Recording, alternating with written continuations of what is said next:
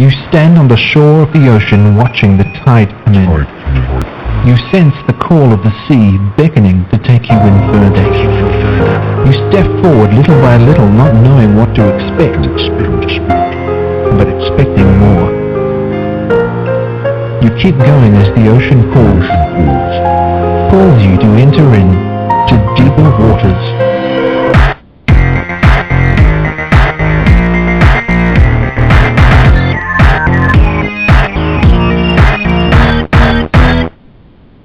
Hello everyone, I'm Nick Peters, and this is the Deeper Waters podcast, seeking to bring you the very best in Christian apologetics scholarship.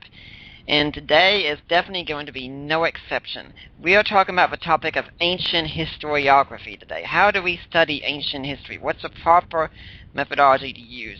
And we have a very well-informed guest on the line to help with that. My guest today is Dr. Paul Maier. Dr. Maier, are you here? Yes, I am. Okay, well, my audience might not know who you are, some of them. I hope a lot of them do already, but if they don't, why should they be paying attention to what you have to say today? Okay, well, I've taught ancient history for almost half a century now at Western Michigan University. And the reason I started, Nick, was simply because I was fascinated by the idea that if these spectacular events really took place as reported in the Old and New Testament, we ought to be able to find some fallout in non-biblical secular material. And so I've been chasing down these points of tangency between the secular evidence and the sacred evidence, and we find that there are many such points of tangency. We find the one correlating with the other. And so I've written generally in the apologetics area, sometimes in the form first of bringing new evidence to bear, for example, in Pontius Pilate, or the Great Fire of Rome, and why did Tacitus say that Nero blamed the Christians, and this kind of thing. In addition, of course, to books that talk about the correlation. My favorite book in that respect would be In the Fullness of Time. A historian looks at Christmas, Easter, and the early church, in which, again, we bring out fresh information on Jesus and his greatest disciple, Paul of Tarsus. And therefore, it's been fun. I've been on, again, some national television shows and radio interviews, of course, and it's just been fun to try to bring to the public the idea that the sacred evidence is not out there alone, but that it's beautifully corroborated by secular evidence. Well, you did mention Jesus, and I'd like my audience to know here that the plan that I've got in mind here is we're going to talk just ancient historiography at the start in general, and we're going to apply this to Jesus in the end. Dr. Maier is only going to be here for an hour and a half today, so the last half hour you have to put up with me being real boring and such. But until we get to that last half hour, I think a lot of people would be surprised to hear that we can really know a lot about ancient history, because if we want to know what's going on in recent history, like what happened last week or so, or we just pull up the internet, go look at an old newspaper, or talk to some people we know on the street and such, and we can find that information. But how do we find out about things that happened thousands of years ago? Well, in a sense, it was the Greeks who invented history, per se, because Herodotus is the great father of history, as you well know. He wrote around 400 BC. And generally, stories are stories. The ancients wrote history very much as moderns write history. What really happened? What were the circumstances? What was the location? Why did they happen? Who's involved? What was the result of this character's life and subsequent history, and so on? So what you want to do is tell the big story, the most important story, truthfully, if you possibly can. They all claim to write without bias of any kind. Of course, they rarely do. But so ancient historiography is not that different, really, from modern historiography. Well, you talked about bias, and I know for a lot of atheists out there who listen, they say as soon as you have any bias in a source, it's discounted whatsoever. I mean, that's why you can't trust some sacred sources, because they have bias. But it sounds like you're telling me it's impossible to avoid bias. Everybody writes with some inclination. You can kind of detect it depending on the sources they use, depending on how they handle those sources. And so it's noble to try to write without any bias of any kind, as Cornelius Tacitus, one of the great Roman historians, claims to do. Nevertheless, we can tell he's a Republican. He hates the emperors, and it shines right through in his whole prose. And so also, people have tried to attack the Bible, for example. The Gospel of John says, "These things are written that you may believe." Well, how big a bias is that? Obviously, it's a pro-Christian bias. But we got to be, one thing's very clear. Bias does not necessarily connote untruth. Not at all. It doesn't connote even exaggeration. The way I usually answer it is this. If these things really happened, as the Bible claimed they did, well, then wouldn't you expect the record to come out exactly as it did? I think it would be exactly written the same way.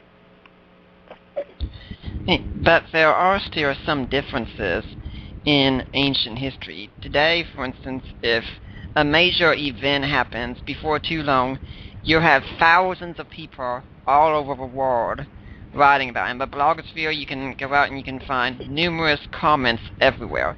But in the ancient world, we don't have nearly as many records because not as many people were writing about matters. Would you say that's accurate? Oh, absolutely. When we're talking about the readership, it's vastly different in terms of the ancient documents compared to history as it transpires today. Well, today, we're all major eyewitnesses of what's taking place. That'd be impossible in the ancient world, of course. And therefore, in a sense, the obligation for the ancient historian was even harder. He has to do as accurate a job as he can because people were not eyewitnesses. Today, so many of them are.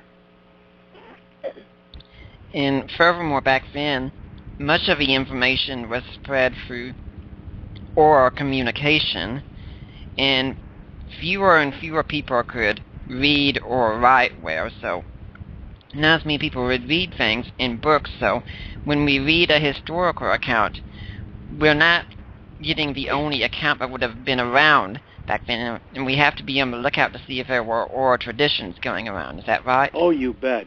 Probably the majority came by oral tradition. And this is why the written word was so very important to nail down and guarantee what actually happened. That's why it's really amazing to me that the four gospel writers wrote when they did, because at the time everyone was expecting the second coming of Christ by the year 100, for example, and therefore it's amazing they ever took pen in hand to write in the first place. I'm glad they did. Mm-hmm. Well, let's talk about that, because we're told that the events are so close to the time, and that is important. How important is it when you're doing ancient historiography, which you say, to have records that are close to the time of the event? Well, no question that in any age, ancient, medieval, or modern, the closer you are to reporting the actual events, the better it is, because then memory has not had a chance to fiddle with the facts. You have a clearer recollection. People tend to lose details in time. That's the way we're put together, unfortunately. And this is why the written word is so very important, because from that point on, it's frozen. It's absolute from the time you write it down. And for that reason, the earliest writing in the New Testament, for example, Paul, writing 1 Corinthians, is doing this 19 and a half years after the event. Now, this is very, very close to the event compared to so many other spiritual biographies, for example. The first documented written story about Siddhartha Gautama Buddha was 200 years after his death, and Muhammad also. But in our case, we have within a score of years the same things that the Gospel will report a little bit later on. The Gospels will. And when we're talking about that epistle, we've even got in there in 1 Corinthians 15 that creed that dates to, I think, within the latest 5 years of the event. You got it. Absolutely. Yeah, you have that earliest confession for sure. Now, we're often... form of God. Yeah, go on. Now, we're often told that when we engage with atheists on the internet and such, that the only historical sources that are contemporary eyewitness accounts. Now, if we went through ancient history and said, we're only going to accept sources that are contemporary and eyewitness, how much ancient history would we have? Well, we'd lose quite a bit, wouldn't we? But I think the premise is wrong. I wouldn't let an atheist get away with that claim that there were no eyewitness accounts. There certainly were. For example, take the second half of the book of Acts. Luke is writing, and he is on board all these events. He's there as an eyewitness and an ear witness. He was there from the second mission journey of Paul on through the shipwreck voyage to Rome, on to Paul in prison in Rome. I mean, this is eyewitness reporting. And of course, he learned the other details of Jesus' life, learned the nativity details from Mary. Luke virtually tells us that in a couple of footnotes that he has to his gospel, namely, but Mary kept all these things, pondering them in her heart, showing where Luke got that information. So he gets from an eyewitness. And then also the apostles were eyewitnesses, and they told Luke the rest of the story of Jesus while Paul was in prison after the third mission journey.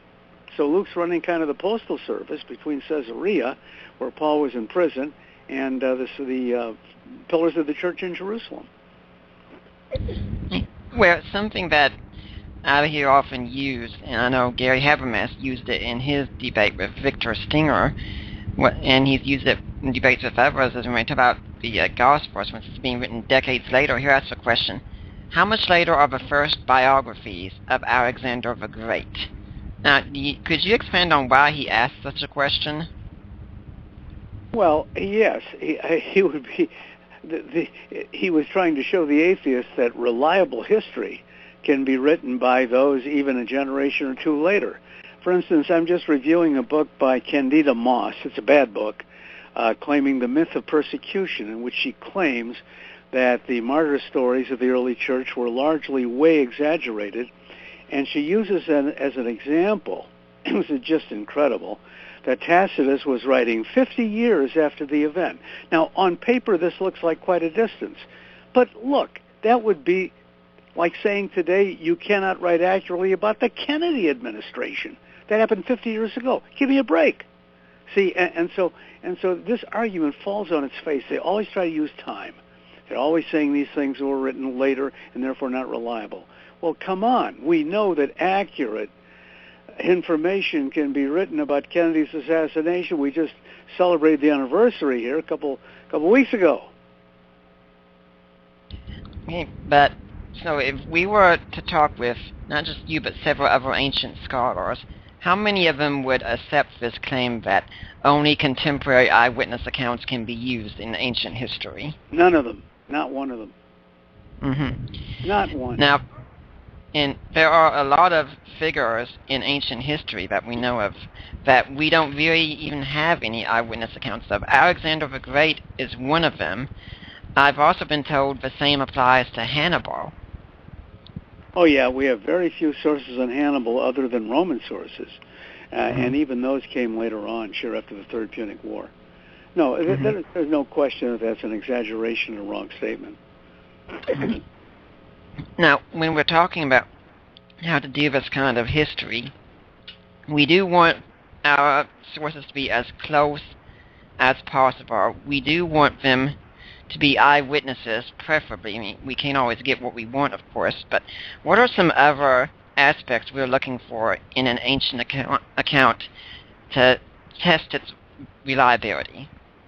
Well, the context is very, very important. If you have an ancient source that's known to go off the deep end and exaggerating numbers and exaggerating this or that or the next thing, we use his record with a lot of care and concern because he could be beefing up his numbers or his opinion or whatever else. And so this is one sign, kind of a yellow light. Be careful of this person. But if he's known to be very, very clear with the facts and very honest and even somewhat unbiased, then the stuff is quite reliable. For example, one of the great modern historians that wrote about 400 BC was Thucydides, who wrote the history of the Peloponnesian War. And Thucydides beautifully actually claims that the Athenians and their attitude started it, and he himself was on the Athenian side. Now, this is the kind of thing which is very, very commendable, very accurate indeed. And so Thucydides is very generally regarded as a very, very fair historian of causation, and also with a minimal bias.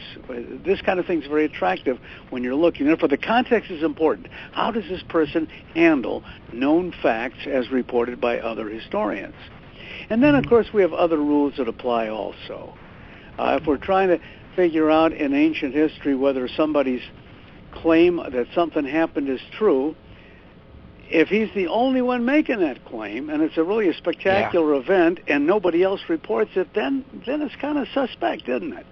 But we use the criterion of what's called multiple attestation, meaning that if a lot of other ancient historians that aren't copying from one another are saying the same thing, well then, hey, it's almost a lead pipe cinch. These things really happened. Another rule of evaluating ancient evidence, once again, if you find an ancient historian saying something, you've got to ask yourself, well, is he telling the truth?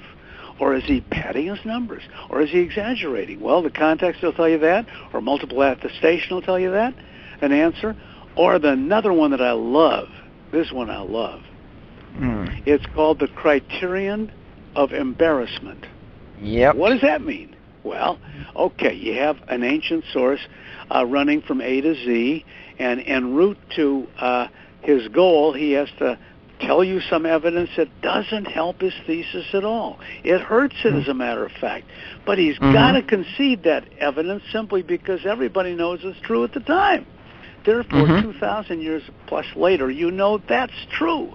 Whatever this guy has to concede that embarrasses him is true. And, of course, he'll try to wrap a cocoon around it. He'll try to explain it away. But then, 20 centuries later, hey, that's true. And what's fascinating is a source in the Jewish rabbinical traditions on Jesus, which is a hostile source, obviously, okay? Yeah. Well, the arrest notice of Jesus is given in the Mishnah section of the Talmud, the great collection of Jewish writings. And it's nothing less than the arrest notice of Jesus. It goes something like this. Wanted, Yeshua HaNotzri, that's Jesus of Nazareth. He shall be stoned because he's practiced sorcery and lured Israel to apostasy. If anyone can say anything in his favor, let him declare it to the great Sanhedrin in Jerusalem. Well, this is what's so terrific about that passage. It's a hostile source, and yet it concedes that Jesus is doing something extraordinary or supernatural. Give it a negative spin, it's sorcery. Give it a positive spin, it's called a miracle. So here you have, again, in a hostile source, the admission that Jesus is doing something supernatural. So I love hostile sources as an ancient historian. I can sometimes squeeze more truth out of hostile sources by using that criterion of embarrassment than friendly sources. Another source I've used along those lines is Origen replied to Celsus around the 3rd century or so, and Celsus had said that Jesus learned sorcery in Egypt. And as we know, Celsus was no friend of Christianity, but he had to explain something. That's a great parallel, Nick, yes. Yeah. Celsus, of course, was one of the first great critics against the faith, and Origen, again, in writing Contra Celsum, against Celsus. I love that statement, and it's a beautiful, another example of the criterion of embarrassment. Practice sorcery, learn sorcery in Egypt, yeah. Well, we're going to take a break, our first break for a moment. I'm here with Dr. Paul Maier, and I'll be giving you all the number to call in after this break. I'm Nick Peters. We'll be back after this break. Join Unituber and Army Girl for Christ as they discuss spiritual warfare, spiritual preparedness, the end times, life issues, and personal and spiritual growth. That's www.truthradionet.com, truthradionet.com.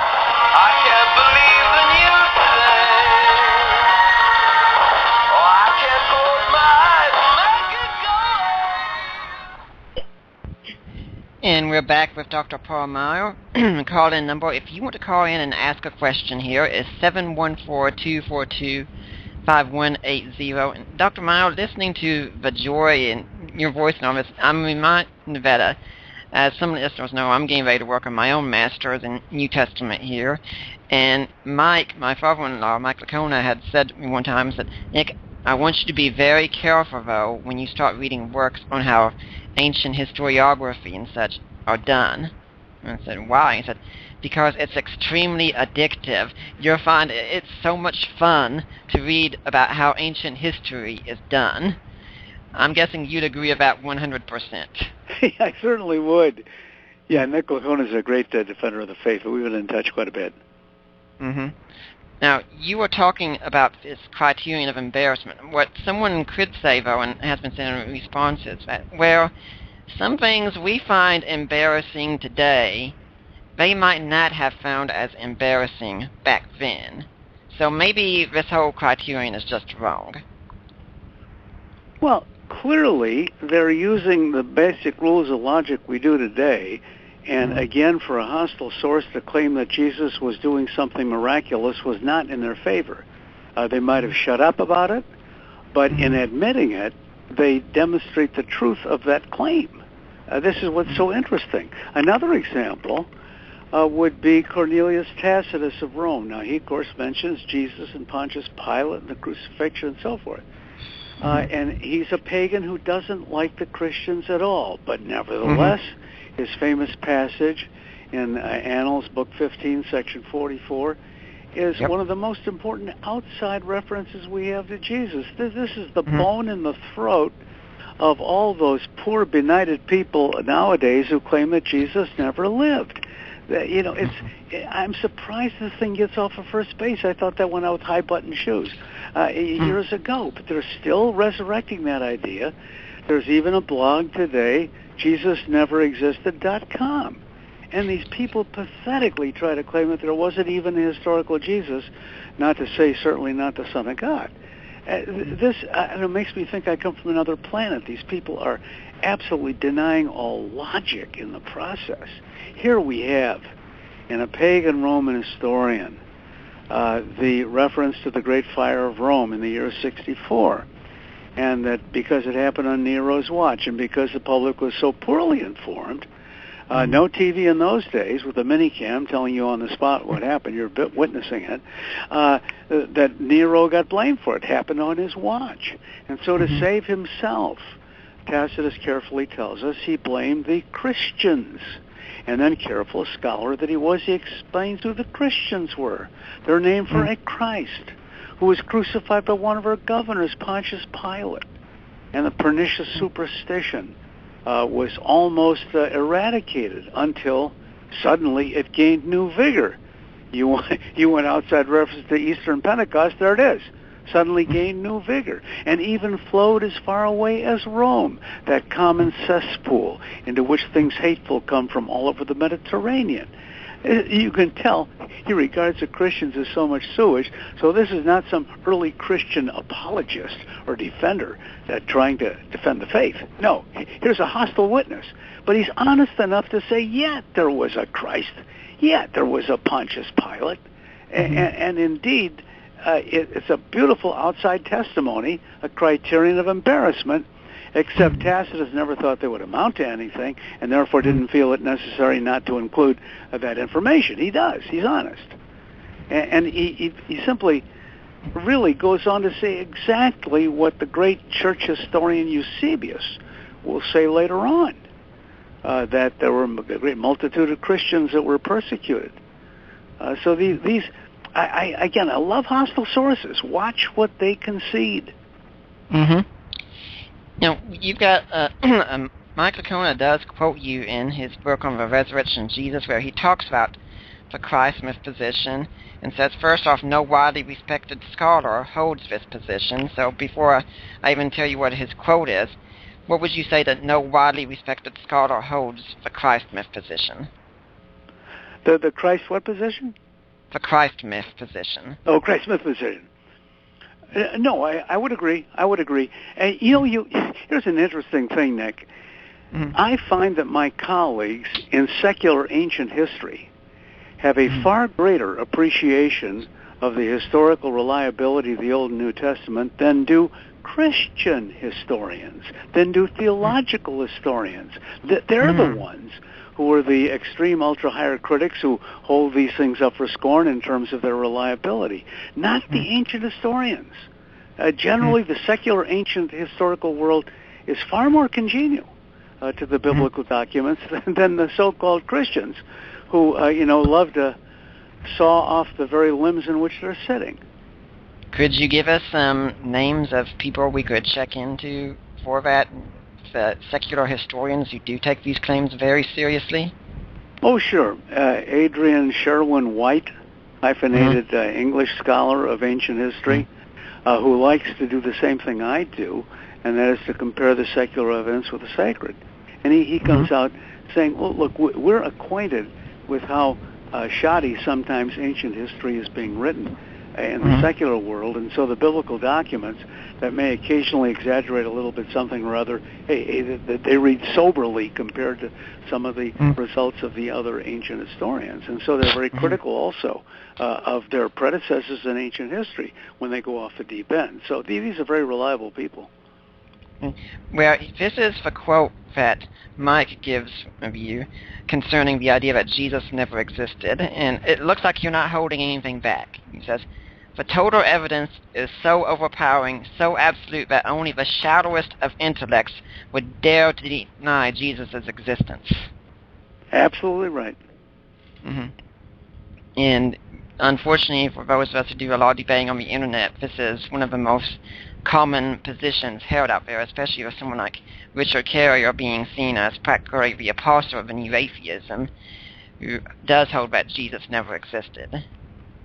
Well, anybody, and I don't care what his name is or in what repute he is, anybody who claims that Jesus never lived is simply absolutely flaunting his ignorance or a horrendous bias for which we look for nothing more truth from out of his mouth. This is a ridiculous. Even Bart Ehrman, the loudmouth whom you see all the time on radio and television, even Bart Ehrman, critical as he is, admits, yes, Jesus did exist. Isn't that nice of him? Yeah, I've got his book, Did Jesus Exist? I've read it. I've written a review of it. And in fact, one reason I read it, I'd had it on my shelf. It's one of those books I've been meaning to read for a while, but I hadn't until Gary Habermas kept telling me over and over, oh, you got to read this book, you got to read this book, you got to read this book. And he lost a lot of followers, I think, in the atheist community when he came out and said, oh, yes, they regarded him as a turncoat, yeah. And in fact, basically honest in that respect. My goodness, I mean, I don't even know why the debate goes on. I mean, we have more evidence of Jesus as a historical personality than many figures in the ancient world. Could you name some of those figures in the ancient world you think we have more evidence of Jesus for than those figures, but those figures aren't questioned? Well, I would say in terms of the primary sources, almost anyone in the ancient world. I'll make an exception with Herod the Great, because Josephus gives us a whole 2 books of a court history on Herod the Great. But nearly everybody else rests on much shallower evidence than Jesus does. It's just such a ridiculous double standard. You see, the critics think this is kind of a cutesy shortcut to demolishing the figure of Jesus. Hey, he never even existed. Why are we talking? And it's such a stupid shortcut. Stupid. And the sad reality is that the reason this goes on is because many atheists just don't know how to do history, and in fact, sadly, I'd say most Christians don't know how to do history. I think one of the mistakes we make... Well, that's true, and I'm sure the great public doesn't know how to do history either. And I think what worries me is not that intelligent Christians are going to be derailed by the claim that Jesus never lived. Of course they won't. But I'm worried about the marginal people. I'm worried about those who are religion shopping. I'm worried about those who are looking for an excuse to give up the faith. And these are the people who are impacted by these marginal minds that come out and make these impossible claims. This is the damage done even by novels. Brown's the crazy book on Leonardo Da Vinci Code. The Da Vinci Code, yeah. These are the people who Well, here at Western Michigan University, we had a very bright German student who got a German National Scholarship to come over here and also was aided financially also by our university. They were having a dorm discussion one evening, and they were discussing religion, and somebody mentioned Christianity, and she said, well, that's been disproven by the Da Vinci Code. Give me a break. A very shabbily written novel is now a reason for undermining the faith. Give me a break. But this is what the marginal mind thinks and says. I can tell you, as soon as I heard that, I just did a double face palm over here. It's beyond ridiculous as far as I'm concerned. And so many people take it seriously, just like how you see these Bible programs on the History Channel, for instance, where you would hope to expect by the name you'd find good history. And usually what I find there is, let's go out and get the most radical proponents we can of an idea and use them and treat them as if they're mainstream. Exactly. They always have the radicals on. They never have those who want to tell the other side. Some years ago, U.S. News and World Report was fairer in that respect. They heard both sides. ABC television did a special on Jesus and Paul some years ago in which they were also fair. They would show the extreme radically left position and then the conservative position. They were more honest in terms of the balance of the evidence. But lately, sensation sells. Whatever is off the wall, whatever is over the top, whatever is going to cause a big ripple, that attracts the crowds, and therefore sensationalism sells. I think one of the reasons we have such a hard time with history today is our culture has been overrun by a kind of scientism mindset that we can't test these things scientifically, and history is not science, therefore we can't trust history the way we trust science. What do you think about that kind of comparison? Well, I think it's making a false dichotomy between history as a discipline and science as a discipline. Science also doesn't always follow objective rules. For example, to claim a priori that the supernatural is impossible, right there is a mistake. That's one of the scientific, postulates. It's simply a mistake. And so to claim that history cannot be a science is also wrong. Historia, the Greek word, means inquiry. And indeed, you try to be as honest as you possibly can. It has its own rules. They shouldn't be violated. And so to call history sub-science is wrong. Now, would you say there's also such a thing as a historical method, just as there is a scientific method? Exactly. Sure. If you were going to do a historical method and describe it to someone, how would you describe the historical method? Well, the historical methodology basically is to try to clear away any accretions to the original evidence, test out the original evidence in terms of any known biases of the source, see if that historical evidence is borne out by other testimonies, see if there's a way of affirming or denying the historical evidence against the background, test it again by all those means, criteria of credibility, and then you come with your result. Now, and there are many other tests you can put on it besides the ones I've just mentioned. Now, let's suppose that since we've pretty much got bits and pieces in many cases of ancient history, let's suppose there's a non-miraculous occurrence of sorts, but only one historian mentions it. Do we generally give that historian the benefit of a doubt? Yes, we would say if what is claimed is reasonable and logical in terms of the flow of the story, if only one historian mentions it didn't happen, no, that would be a wrong conclusion. And so we'd evaluate what is claimed. We'll see if it fits that time and space frame. And if it does, well then, certainly in the absent any contrary evidence, we probably say that did happen, yes. And I think it's very interesting about how we talk about multiple attestations, because for some events that are just would be seen as major, we have very little attestation. I think one such example usually given is the eruption of Vesuvius in 79 AD that destroyed 2 cities, killing 250,000 people. And well, that's, of course, reported by Pliny the Younger. Go on. Mm-hmm. Yeah, and but, also Tacitus. Yeah. Yeah. In fact, I think when Pliny writes about it, it's more an offhand comment saying, yeah, my uncle died this way. He proved you shouldn't get too close to a volcano when you're studying Exactly. it. And stick to the books. He was too busy to go across the bay with his uncle to rescue people. Yeah, we're kind of glad he was, because later on his letter to Trajan regarding the Christians is so very important. Yeah, and this also can get us into the oral tradition, why it was so important. But people today will often say, well, your memory wouldn't be as good 50 years after the Kennedy assassination, and when we have accounts that show up 50 years later where, you know how bad memory is, we just can't trust it.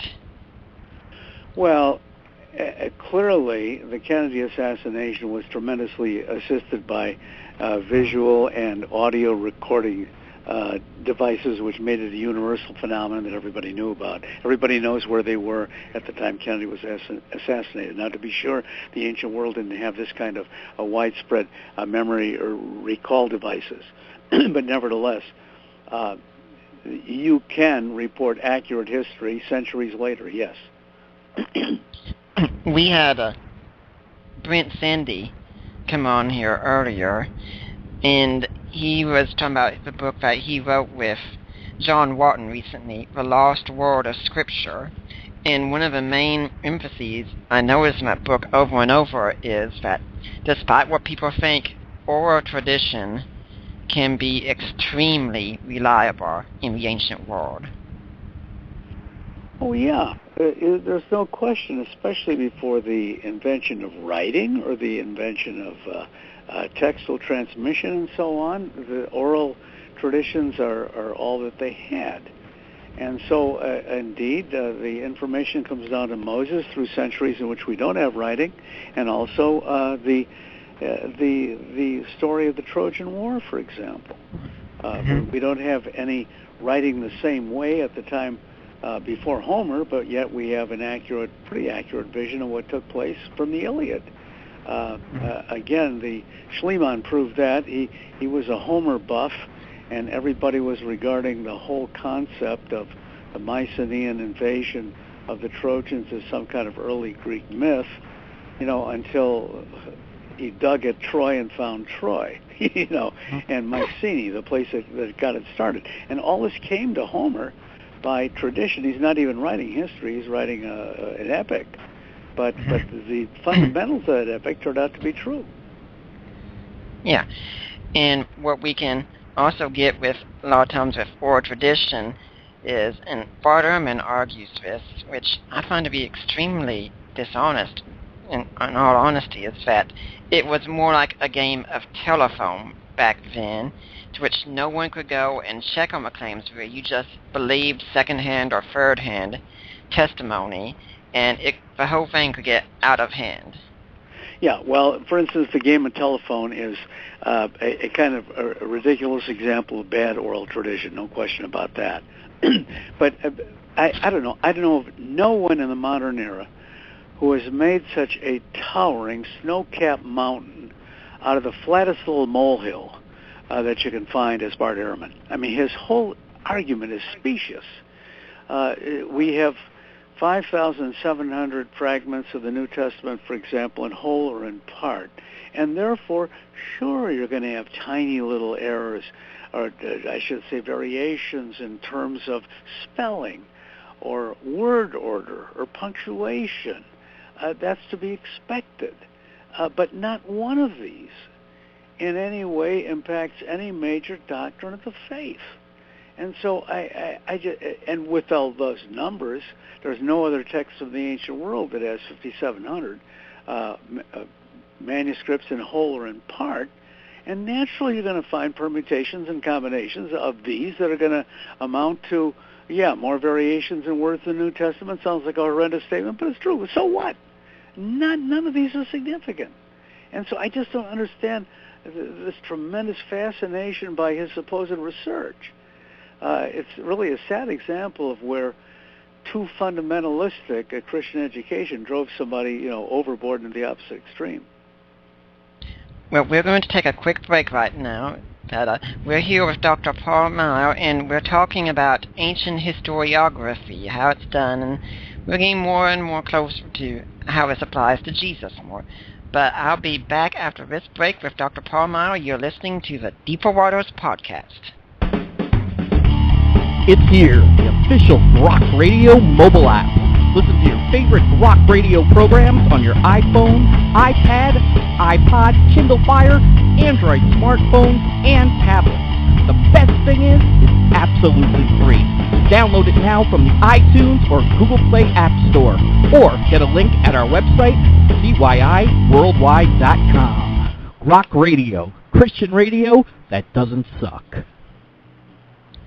I'm here with Dr. Paul Maier. We're talking about ancient historiography. The call-in number is 714-242-5180 if you want to ask a question. I think it's really interesting, Dr. Maier, to hear what you said about Bart Ehrman being brought up too much in a fundamentalist background. In Fabricating Jesus, Craig Evans says the exact same thing, pretty much, that he just gets stunned when he reads about Ehrman's deconversion story with him receiving that paperback he wrote on Mark II and being told maybe Mark just made a mistake, and how this simple statement pretty much opens the floodgates, as it were. And you can tell it made a major impact on him, because in nearly every book that you read of his, that story shows up in there. And it does show us, I think, that in the Christian church, we're harping too much on secondary points and not teaching our Christians how to do real objective thinking, how to do real history, how to study the Gospels for themselves. Absolutely, yeah. There really is a warning there in terms of worshiping the inerrant word too much and making it a shibboleth for true Christianity at a time when the message is being lost. Yeah. I have a friend who I used to work with, and he attended the Crown College here in Tennessee, and it's extremely, extremely fundamentalist, KJV only, and he knew that I was big into apologetics, so a few years ago he has a kind of crisis of faith, and it starts by finding out that Johannine comma, that great passage for those who might not know in 1 John 5, that supposedly talks about the Trinity, but really isn't authentic to what John wrote, that wasn't a real passage. So he came to me, and I was working with him, helping him with some issues, and one morning I remember I woke up and I had an email from him, and it had the subject line, Jesus of Nazareth. And I was thinking, okay, I wonder what this is going to be about. And I opened it up, and to this day, it's one of the best emails I've ever got, because all he said was, he really did walk out of that grave, didn't he? Interesting. So he wasn't offended by the comma. No, but we did have to respond to things like Bart Ehrman, and one thing that really helped him was when he read Gary Habermas's dissertation online, which I guess shows that, yes, sometimes your dissertation does get read. But these are the kinds of things that people will walk away from, unfortunately, and I was there to help him out, but a lot of people in the church might not know someone who knows these kinds of questions, these kinds of areas, to go to them, and they'll just throw the baby out with the bathwater entirely. Yeah, well, that's a kind of a domino, faith or non-faith, and this is not the way to think properly. Mm-hmm. Well, when we're also talking about how to do ancient history, we've been talking about manuscripts and things of that sort, but one area that we should include in this as well, and I'm hoping to get guests on like Craig Evans and Greg Manette to discuss this more, is that archaeology has really helped us out a lot, hasn't it? Oh, you bet. You don't find this in the popular media. All you hear is the maunderings of the extreme ultra-liberal archaeologists, the biblical minimalists who are trying to cut down all connections between the hard evidence from the ancient world and the present evidence. But I would make a clear statement saying that 90% of archaeological evidence almost immediately supports anything in the Old or New Testament. Absolutely. And you don't hear that. And this is what's so pathetic. This is why people are led astray.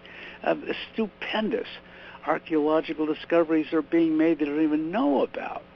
And again, 9 out of 10 of these almost immediately support the biblical record. That's why I love archaeology. I call it the smoking gun from the ancient world, the DNA conclusive evidence one way or the other, which is does an end run around all the maunderings of the critics.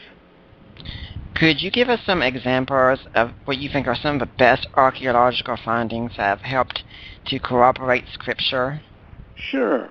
One example would be a German higher critic in the last century, his name Bruno Bauer. He at one time was a Christian, but he made shipwreck of his faith. He claimed that Jesus of Nazareth was not only not Son of God, that's a laugh, he couldn't have been a human being either, so he's a Jesus denier. And even his colleagues, he was pointing out that even those who intersected with Jesus were mythical. It's like somebody talking to Zeus. Well, obviously that never happened, and therefore the people who were talking to Zeus also must not be historical.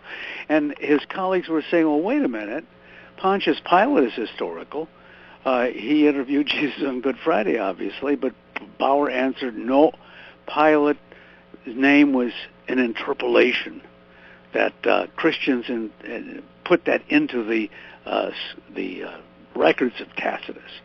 Well, too bad old Bruno wasn't around in 1962 when an archaeological team was excavating at Caesarea on the Mediterranean, and they came across a 2 by 3 foot cornerstone of Pontius Pilate. Yeah, his name's on it. To the people of Caesarea, Pontius Pilate, the prefect of Judea, has presented the Tiberium. That's a building in honor of the Emperor Tiberius.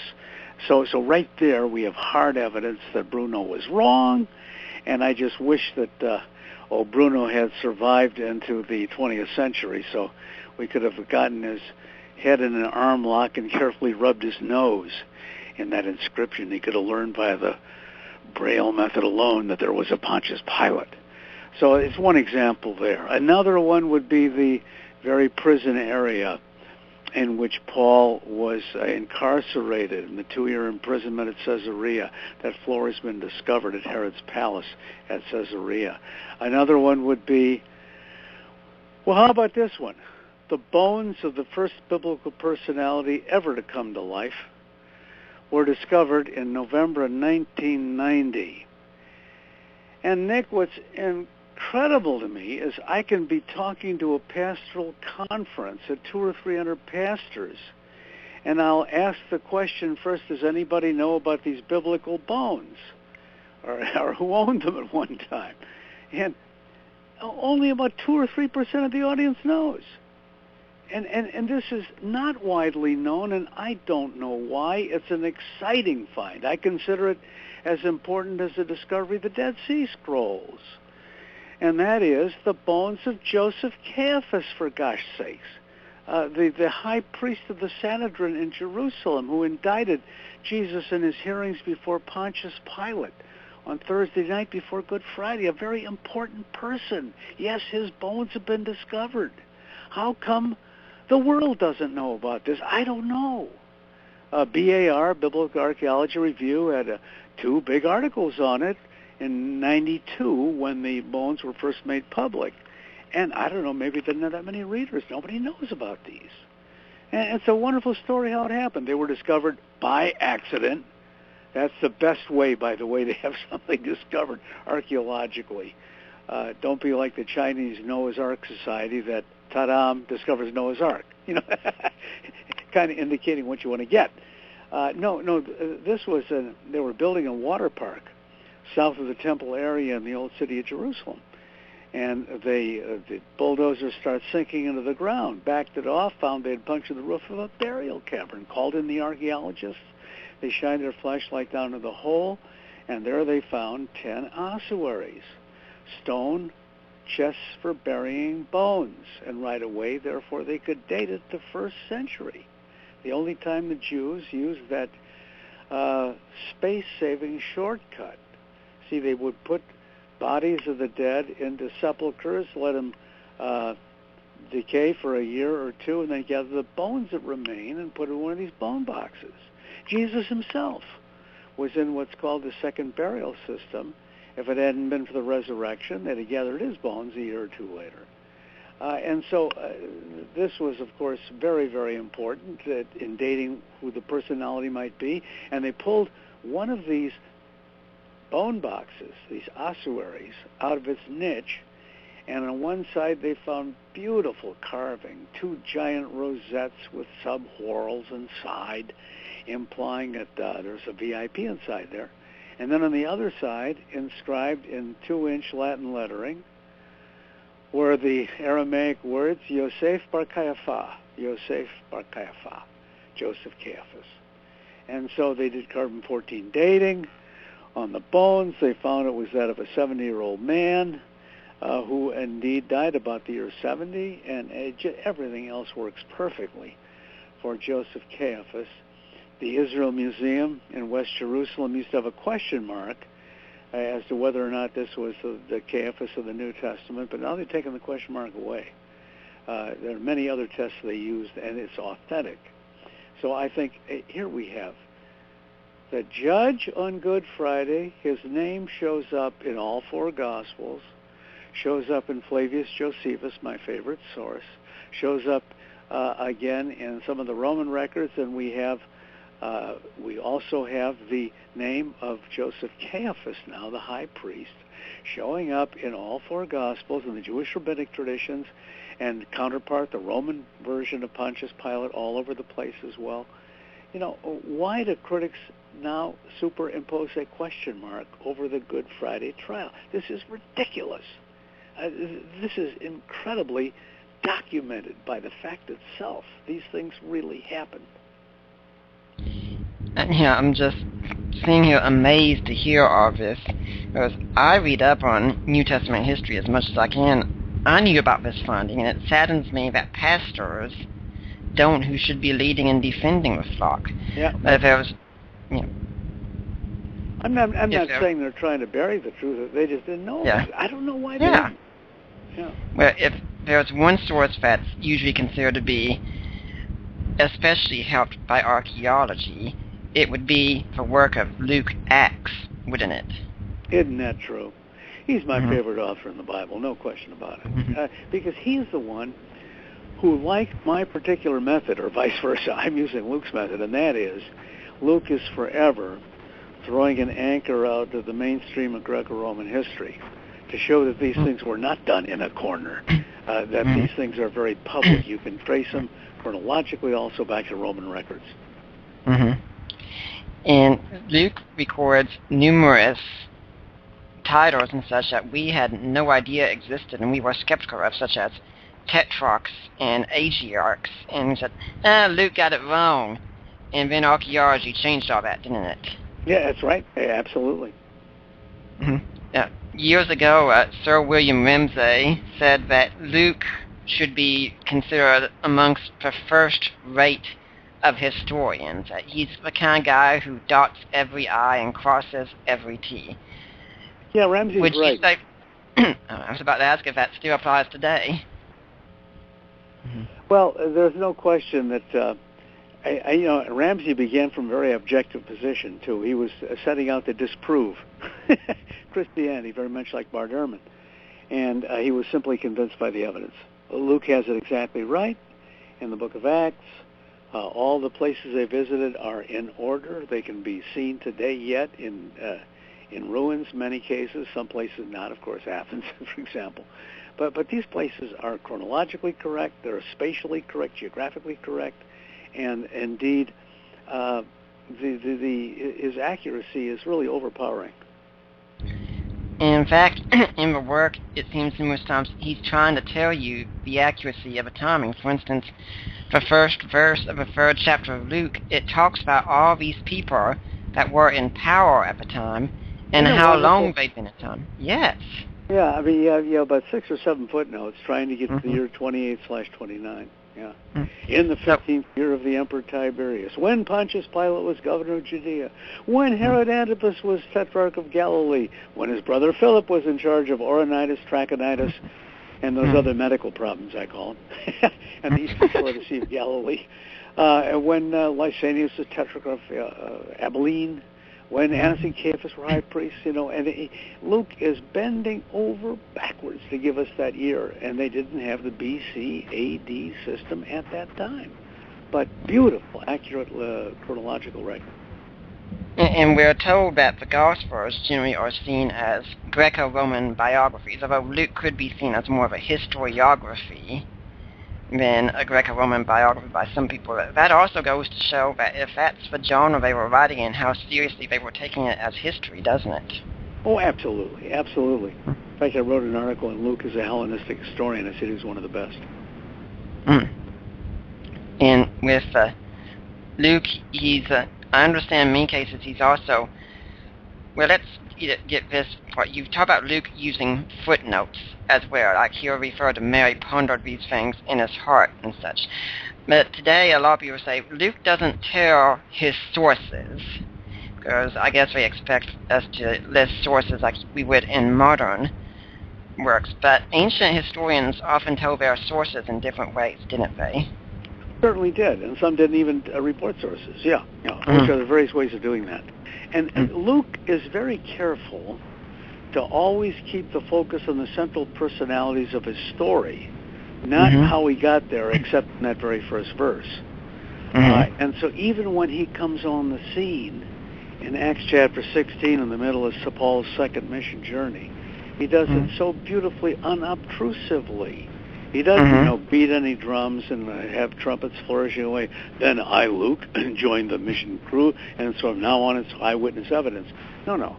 He simply, as you well know, translates in the first person plural rather than the third person singular and plural. Up to now, the book of Acts has been, he preached, they went. Now we set sail, the famous we passage. What a beautifully unobtrusive way to announce that you're coming on board. It's master of craftsmanship. It really is. So what would you think of the idea of someone like Purvo, for instance, who pretty much denounces Acts as if it was just a romantic story or something of that sort? Well, I'm saying he doesn't know what he's talking about, very, very simply. It's just that simple. Of all the records in Scripture, Acts is the most accurately fastened down and moored to solid anchor of fact in the Greco-Roman world of any document in Scripture. And therefore to deny that is simply folly. And there are a few German higher critics who also say the same thing. I don't know what their basis is. And we could even say that Acts could be dated early, since major events that we think should be mentioned aren't, such as the death of Paul, the destruction of Jerusalem, or the death of James. Absolutely, or the Great Fire of Rome. What amazes me is how it's delightful to see how there are more and more New Testament historians that are taking a more conservative position on the dating of the Gospels, meaning earlier and earlier. Now, you all know the name David Noel Friedman. He was the great editor of the Anchor Bible Dictionary. He was, admittedly, he was a Jew who turned Presbyterian, therefore he's a Christian, but nevertheless, that didn't stop a lot of Christians from being very trenchant higher critics. Not Friedman. He says the only way to explain how the book of Acts ended in chapter 28, where Paul is not appearing before trial yet before Nero, is that is when it was written. Because otherwise, does Luke like trial stories? Of course he does. He's fascinated by them. Paul is always showing up before the authorities, Greco-Roman authorities, everywhere Paul goes, either local governor or the mayor of the city or somebody. Well, Paul is always speaking truth to power. Okay, now we're coming to the biggest trial since Jesus stood before Pontius Pilate, all before Nero. Wild horses couldn't have prevented Luke from writing that account, and Luke is writing this before it happened. How could Luke or Matthew, for example, ever write about Jesus' prophecies on the way to the cross, saying, don't weep for me, you women of Jerusalem. Weep for what's going to happen to you. Look, Matthew's always dealing with prophecy fulfillment couplets. Matthew would have had to have written, then was fulfilled in the latter days in the year 70 when Titus destroyed Jerusalem. He would show for the future how this was literally fulfilled. But he doesn't do it. Why? It hasn't happened yet. No Jew. And don't forget, 64 out of 66 authors in the Bible, or 66 books in the Bible, are by Jewish authors. They could not have refrained from talking about the great destruction of Jerusalem, which ruined Temple Judaism and brought on Synagogue Judaism. They could not have failed to report it if the Synoptics were written, for example, after the fall of Jerusalem. Couldn't happen. This was John A.T. Robinson's argument, and I never think it's been answered. And so it's just folly to use that old knee-jerk liberal reaction. It was a way of showing that you were a good New Testament critic. All of the Gospels had to have been written after the fall of Jerusalem. Why? Because Jesus predicts the fall of Jerusalem. He couldn't have known that. Therefore, they put the words in his mouth, which is ridiculous because, even pundits, even let's say Jesus were not Son of God. There are pundits who have a good feel for the future, and very often they'll predict what happens. And Jesus could easily, only as a man, have predicted the fall of Jerusalem before it happened. Well, we're going to take another break. We'll be back and we're getting more into the question of Jesus. I'm Nick Peters. My guest is Dr. Paul Maier. We'll be back after this break. Check out CYIWorldwide.com. CYIWorldwide.com. Home of Grok Radio. Free music downloads, advice, prayer, and support. CYIWorldwide.com. Do you grok?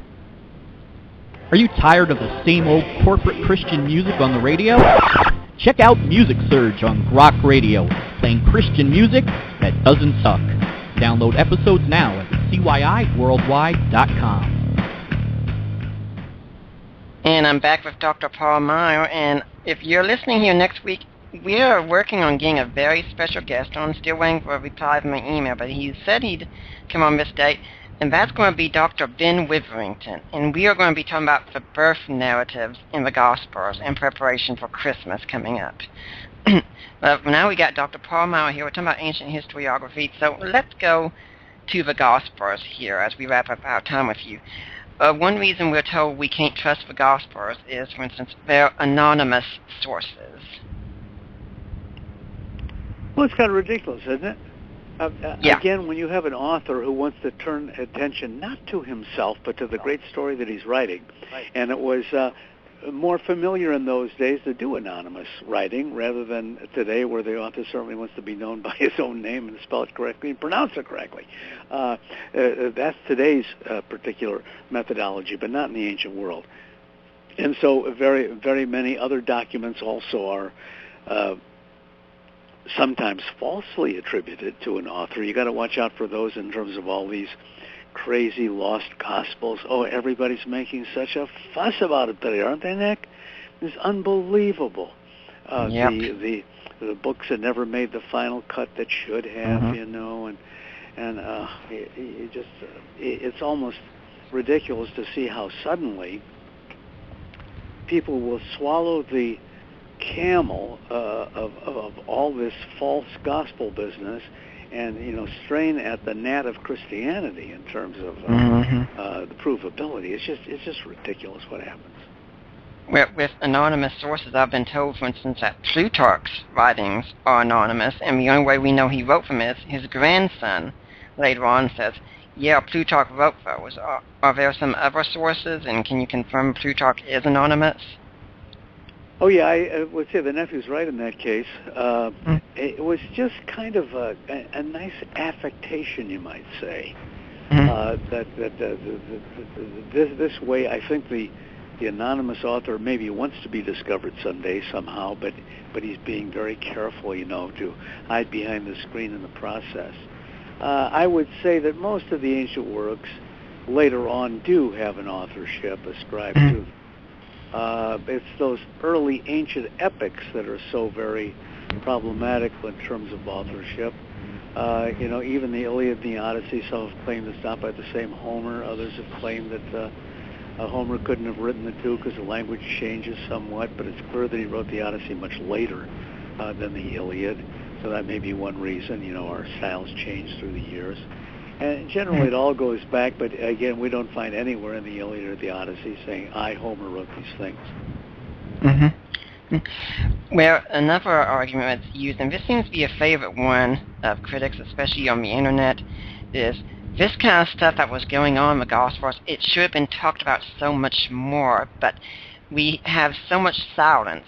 And so the argument from silence seems to be the number one argument I see nowadays.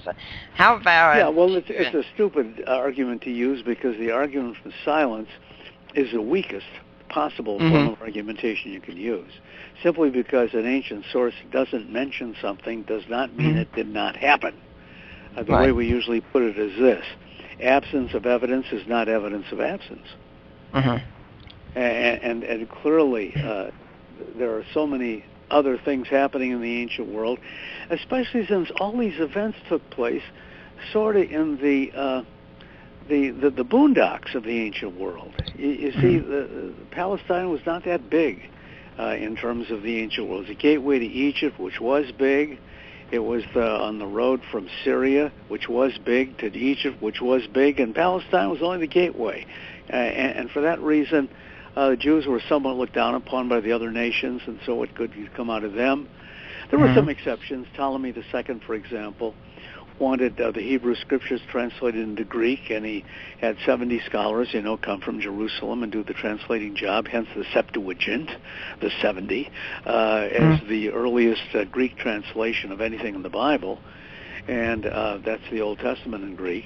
But generally they were somewhat discriminated against, and therefore who cares what happened in Jerusalem? So I'm surprised, really, that even Jesus' name shows up in that first century after his death and resurrection, because it does, in those famous 6 or more places that we all know about.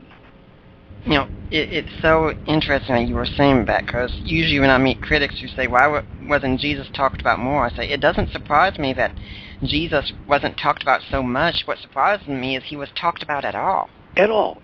Indeed, yeah, right. Yeah. Yeah, I wrote a blog a few months ago, and I called it "Jesus is Not Worth Talking About." And it's because if you were sitting in Rome, you're a good historian of the time, and you're hearing these claims from Judea about somebody, you say, okay, he's from Judea? Yes. He's a Jew? Yes. He's doing miracles? Yes. Okay. Has he ran for office? No. Is he a political leader? No. Well, how did he die? He was crucified. Oh, okay. Well, get out of the way. I got more important things to do here. Exactly. Yeah, you're right. Yeah, good way to do it. Well done, Nick. Yeah, we're even usually told that back in this time of our history that people back then were really gullible and bought into all these ideas, so surely miracle claims would travel far and wide, and everyone would write about miracles. Well, it's true. We do have quite a few miracle stories in antiquity. Again, that doesn't mean that Jesus didn't happen. That this is, a wrong conclusion from the surrounding evidence. You have claims that were unsubstantiated from the ancient world, no question about that. Apollonius of Tyana is one special case involved where he supposedly did miracles, and there are still mythical accounts of some wondrous things that happened at the time of the emperors at their birth or death, or the blood-red comet coming in the sky heralding Caesar's assassination, and so on. And so, again, the ancients liked a big, colorful story, a sensational, if you please, story, as do moderns. And evidently, I don't, but I mean other moderns who do. And for that reason, they would often pack their accounts with things supernatural. I'm not trying to say, therefore, that the scriptures, Old and New Testament, are the only sources in the ancient world that deal with the miraculous. No, there were others.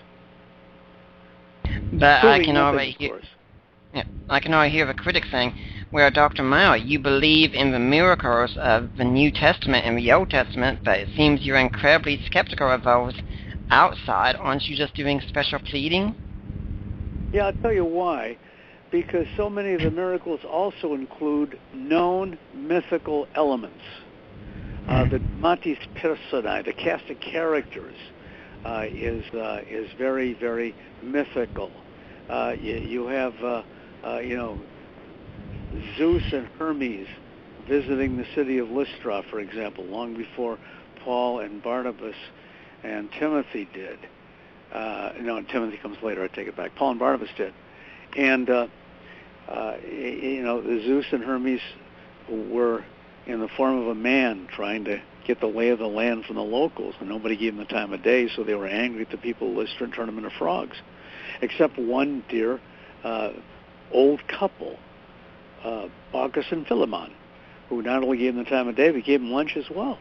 And so they then gave them the gift of immortality by turning that couple into big oak trees at the start of their driveway, evidently, crossing the mailbox or something. I don't know. But in any case, there's a miracle story from a mythical basis involving mythical characters who never lived. Hello? Okay. There's a case where, naturally, I regard the historical nailing down of the New Testament and Old Testament accounts far more highly than these stories out of Greek mythology. So I am being consistent with the evidence. What about other claims, though, such as, say, the great reign of Marcus Aurelius, or of the time that Vespasian cured a blind man? Well, again, in order to maintain your credentials as a great Roman emperor, supported by the gods and inspired by them, you're going to make larger claims, too. And for that reason, they augment any stories from antiquity, no question about it. And what if Vespasian had come along and had this hired done for him, or had somebody come along claiming vision, like false television prophets do in the Bible Belt, and claiming that heal, and the cripple suddenly walks, the same cripple who'd walked in with the crutches ahead of time, So these things could happen in antiquity too. Yeah, and it's good to know that the healing was claimed to have been done also through Serapis, who happened to be the patron deity in Alexandria, which just happened to be a city that was so to give Vespasian its favors. A lot of political reasons why they'd want to hype this kind of thing up. Oh, sure. Oh, yeah. You always had the favor of the gods. Not that they all believed in them, but this was the national state religion, the official mythology. And this is why, that they will take anything and give it a nice sacred background. When Caesar was assassinated, or when Augustus was, I'm trying to figure who would know. Augustus. They saw an eagle come down, and that was his soul flying to heaven, and so forth. David Instone Brewer, in his book The Jesus Scandals, in fact says that miracles would have been in many ways an embarrassment to the Christians, because the Roman world by and large looked with skepticism, and that would have been making Jesus seem like a modern televangelist. But they had to include the miracle claims because they couldn't deny them. Exactly. So despite the evidence and despite the cultural norms at the time, they happened. And once again, if these things happened as the Bible claimed, would you expect the record to be any different? It wouldn't be. We cannot but testify what we've seen and heard. Acts chapter 4 or 5, remember? Yeah. Yeah. It's also interesting, since you mentioned in light of multiple attestation as being an important criteria, is that these miracles, they do have multiple attestation. Certainly do. Oh, yeah. Yeah, absolutely. Even in non-Christian records. That's what's so neat. Yeah, but when it comes to the Christian records, sometimes some critics will say, well, the Gospels were just borrowing from one another, so there really isn't no independent attestation in the Gospels.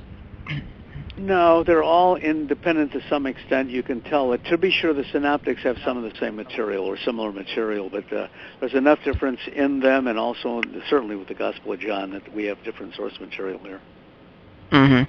And what I've often told people is that even if Matthew and Luke used Mark, which is quite likely, it doesn't mean they didn't use other sources as well. And in fact, it would really be unheard of back then for them to not use other sources, wouldn't it? Exactly. Right.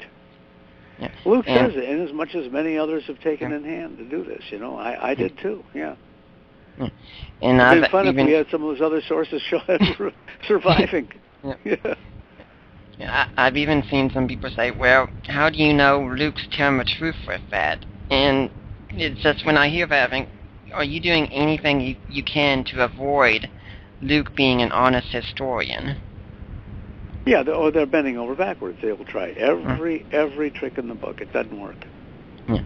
And since we were talking about miracles, in fact, in the book of Acts, you talked about the time that Paul and Barnabas went to Lystra and how there was a background to that when Paul and Barnabas showed up, the people started saying, it's Zeus and Hermes. They've come back again. They try and go out exactly. And yeah. There's a mythological tale that supports Scripture right there. Yeah. Some scholars have even said that when Luke wrote that, he was, in fact, making fun of the Lystrans and citing how gullible the Lystrans were. Well, clearly, if this really happened, they're worth making fun of. And I'm sure this could happen, absolutely. They were so delirious with mythology in those days, they could believe this kind of thing could happen, sure. Yeah, and I've seen some accounts of people saying, well, this is just an example of how gullible these people were. They were believing this kind of miracle happened, and what I tell them is, look, you got an account of this guy who's been lame all his life. This isn't just some psychosomatic condition. All of a sudden, he's up and walking. The fact of the matter then is something has happened, and you have to come up with some way to explain it. And there's nothing wrong about saying it's a miracle. I mean, for all intents and purposes, maybe it wasn't a miracle, just for the sake of argument. But still, there's no reason to just go out and say, well, it couldn't have been a miracle. Right at the start, unless you have some sort of a priori, stance against miracles. Yeah. Exactly. Yep. Well, any one of those healing cases, there's always two miracles involved, and not just one. Two miracles. One is the physical healing, and the other is the ability to walk itself when they haven't done this before. So these are all these wonderful paralytics are now suddenly able to walk. It's two miracles every time. Yeah, I really think it's great that you bring out that point. I hadn't thought about before. Years ago, I had a back surgery done with a scoliosis treatment, and it sure took a long time to learn to walk again. And to picture someone who's been lame or paralyzed for life and never ever walked and suddenly able to do it, that is two miracles taking place. Yeah. Sometimes they walk and leap and leap for joy. It's just impossible. Look how long it takes humans to walk and how often they fall down. It's impossible. But what about miracles in some other accounts and such that we don't have evidence, yea or nay? For instance, Herodotus records that a horse gave birth to a rabbit. As he says, a male gave birth to a hare. Now, we don't have anything against that, and we don't have anything really for it. Should we respond with just skepticism or agnosticism or what? Well, I think it's perfectly logical to dismiss claimed miracles like that as simply worthless, simply because you don't have a human element involved at all. It's an animal element. They can't report what they were or are doing. Secondly, it's for no legitimate purpose whatever that an elephant would give birth to a hare or something like that. I mean, these make no sense logically, whereas every one of Jesus' miracles has sense to it, has a utility to it, and has a purpose. None of these others have any sense whatever. They're only there as monstrosities to show that, something big's going to happen in a short time. And everything and you find the ancient historians almost feel obligated to talk about some supernatural sign that's going to happen first to herald by way of a beating of the drums in the background, that something big is happening. Even Josephus, a very important New Testament historian, Old Testament for that matter too. It talks about when the great fall of Jerusalem happens and the burning of the temple, how there were weird things happening in the sky and people were misinterpreting things, and every time there's a big change of leadership in Rome, Tacitus is talking about it all the time also, about how indeed these monstrosities happen. A bleeding head was dug up, one still bleeding and alive. A head was dug up in the Capitoline Hill in Rome, and therefore it gave the name to the hill, Capitus, for head. I mean, the ancients were very strong in astrology as well, and so they always linked that with something supernatural happening, yeah. Well, we're going to take our final break with Dr. Paul Maier. He's going to be with us for about 10 more minutes or so, according to his schedule, so we'll be back after this break. Hey, this is Minister Grok. Thanks for listening. Although Grok Radio is free, there are costs to upkeep the website, podcasts, and purchase Bibles and materials for street ministry. And while we are happy to pay this ourselves out of pocket, we will gladly accept any gift if you feel led to support the shows and our street ministry. You can send a gift or love offering through our website at cyiworldwide.com. Thanks for your support, and God bless. And I'm Nick Peters, back with my guest, Dr. Paul Maier, for about 9 more minutes or so, and I do thank him for his time he's given us today. And I do want to remind you all that this is listener-supported radio, that everything we do here, we do to support you, and we don't get paid for this kind of thing. This show I do on my own free time, arranging everything, such. But I would appreciate your donations. You can go to deeperwaters.wordpress.com and find out how to donate to me there.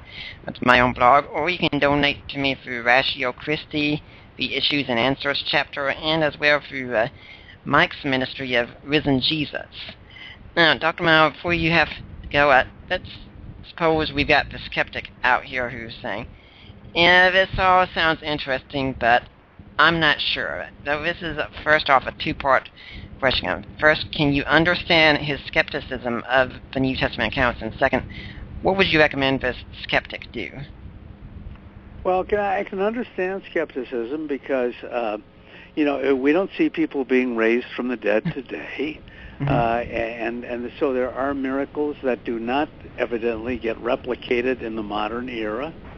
I'm something of a line drawer, I'll admit. I do think that these supernatural phenomena were no longer permitted by God, so that every generation has candid, absolute, empirical proof that these things happen.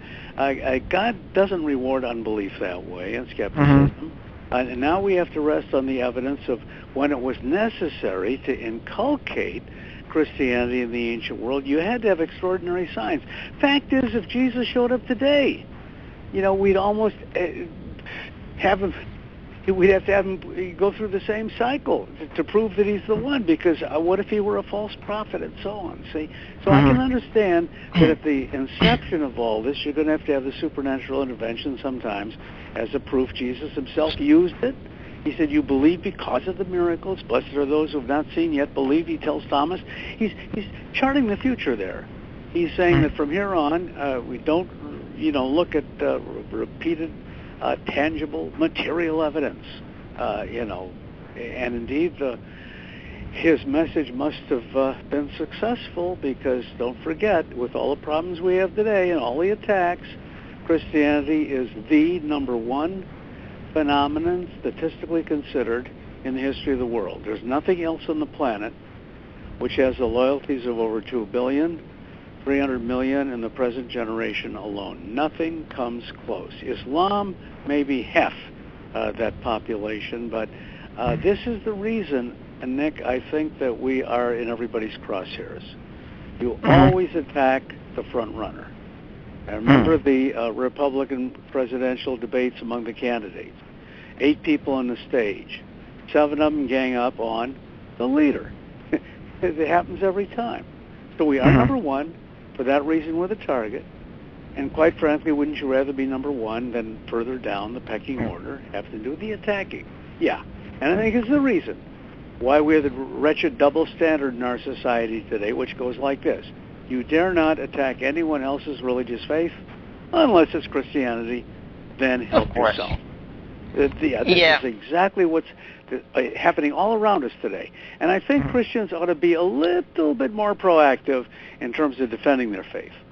And especially for the marginal people. These are the people being deceived. Not good Christians, but those who are religion shopping, those who are on the fence.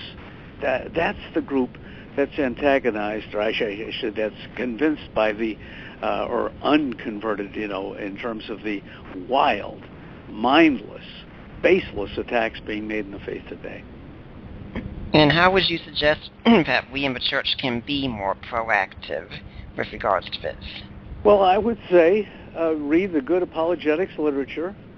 In that, of course, I would, it's going to be self-serving, read my book, In the Fullness of Time, a historian looks at Christmas, Easter, the early church, and books by certainly Lee Strobel, and certainly we have a new one coming up, Monette. And Greg Monette. Greg Monette, sure. And we also have other good apologists around today. Absolutely. Gary Habermas, Mike Licona, great in terms of the resurrection. These are all good reading, absolutely, and very logically and very beautifully set forth. Well, I know you're going to be going soon, so we got about 4 minutes left with you here. Let's suppose my audience is really curious about you and wants to find out more. Is there any way they can get in touch with you, like a website or anything of that sort? Oh, sure, yeah. My website is Paul Maier. That's Maier, 3 vowels in a row. PaulMaier.com is my website. And sure, I'd be happy to answer any by email as well. Yeah, I did have someone even messaged me and said, for instance, if I wanted to upload some of his materials, the person who messaged me runs the Classic Apologetics website and said, would it even be possible to get some of those articles on that website? Maybe, but if you come to me, my email and so forth, I certainly send you articles I've written on Jesus' existence, on Josephus and people like this, you bet. Okay. Now, if with about 3 minutes left, is there any final message you would like to leave with my audience? Well, it would only be, please play fair with the evidence, hear both sides, and then see that on the negative side, as far as the claims of Christianity are concerned, they are so based on human conjecture, on theses that are never proven, on misinterpretation of the evidence, false claims, and sensational deductions from evidence that doesn't exist. Whereas the claims in behalf of Christianity are very objective. They're out there. Compare the documents from the ancient world, see how beautifully they impinge and synchronize with the documents in Scripture, the people and places and events showing up inside the Bible, in many cases also show up outside the Bible. And the evidence outside the Bible comports beautifully with the evidence inside. And so if it weren't for this being a religion, if this weren't being claims of supernatural accounts, I'm sure that they wouldn't question a thing in the Bible. But because of the fact that you're going to have people hostile to the biblical record for that reason, they simply claim these things can't happen, you have all this ridiculous attack taking place. It simply isn't fair. Well, Dr. Maier, I really do thank you for coming on the show. I've even had someone already message me who's a really good friend of mine and best man at my wedding and say, today's show has been pure awesome so far. And I have to agree with him. It's been fascinating discussing ancient historiography, and I really like that you just come out and tell it like it is. It's been really incredible. I hope we'll see you back here again sometime. Good. Thank you, Nick. I hope you had a blessed Thanksgiving and a blessed Advent and Christmas coming up. You too. Righto. Bye-bye. Bye-bye. Well, people, I have to agree that, yes, this has been pure awesome. Ancient historiography can just be so very fascinating. And what Dr. Maier has told you, this whole episode is entirely correct, that the arguments against the faith I find more and more are just so weak entirely.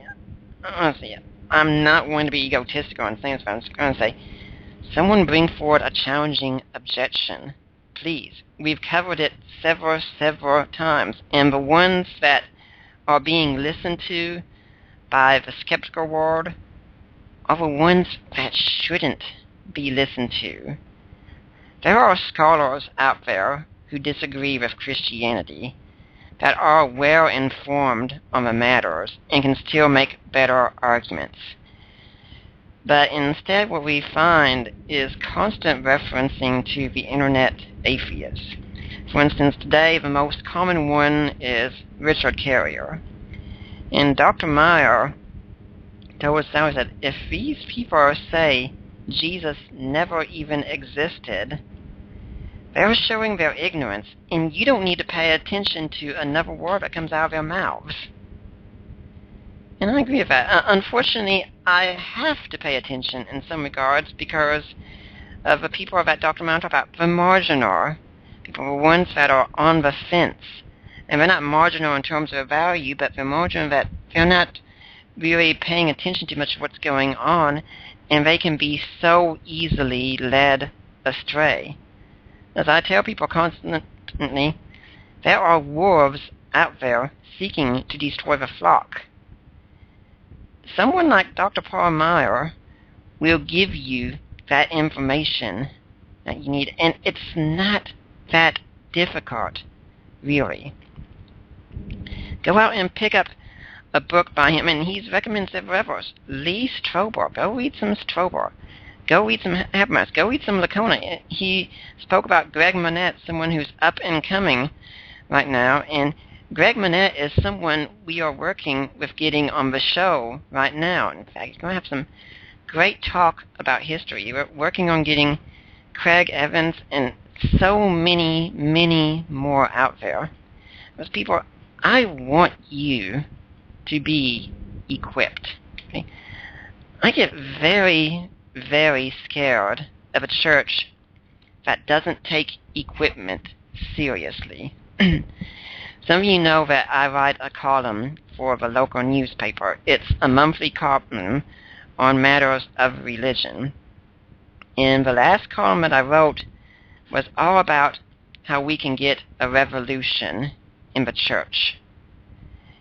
And we've got all the equipment that we need for it right here. We've got all the information. Of course, we're getting more. We're learning more every day, and I don't discourage that. We all need to be going out and seeking and studying to learn more and more. But if we want to change our country, we have everything we need to do it right now.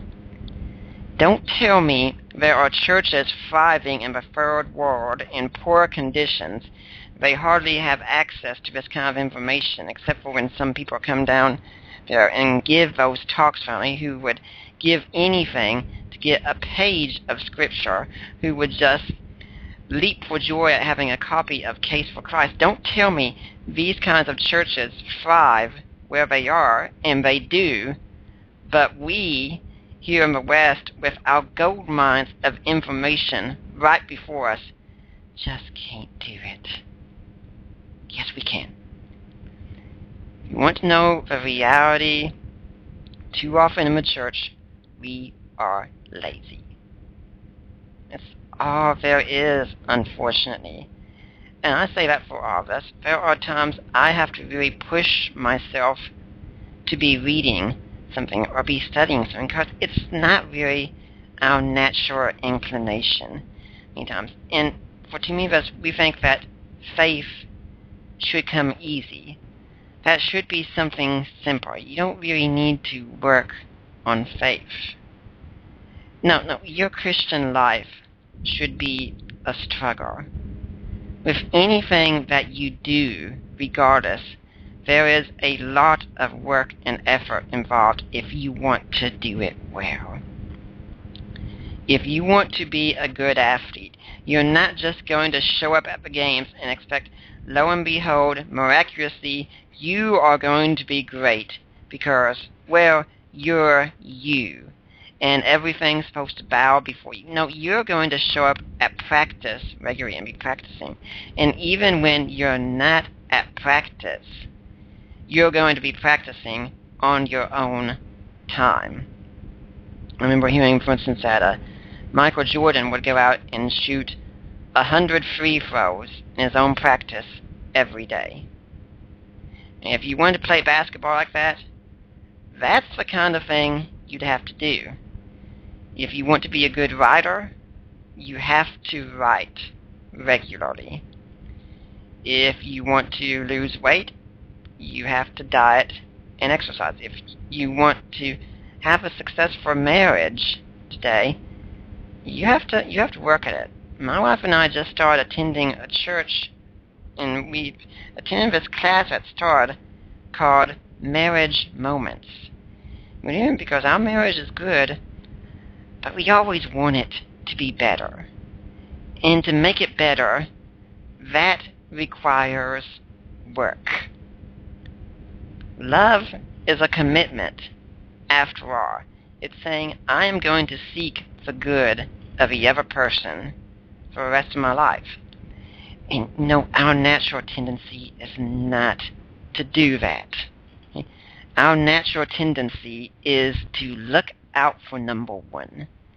And I can tell you many times in our relationship, that has been my tendency. It's been, look out for number one, make sure I get what I want. But it doesn't work that way, and you have to learn to be otherwise. Now, if you're going to work at all of these other things, why not work at what's most important of all, your Christian life? Unless you don't think your entire worldview should hinge around the question of God and who Jesus is, and if that's the case, well, of course you're not going to work on it. But what if Dr. Maier is right? What if these events really did happen? If this happened, this is something incredible and life-changing. And if you meet anyone who says, well, whether Jesus rose from the dead or not, it really doesn't matter, life's the same anyway, you're meeting someone who doesn't know what he's talking about.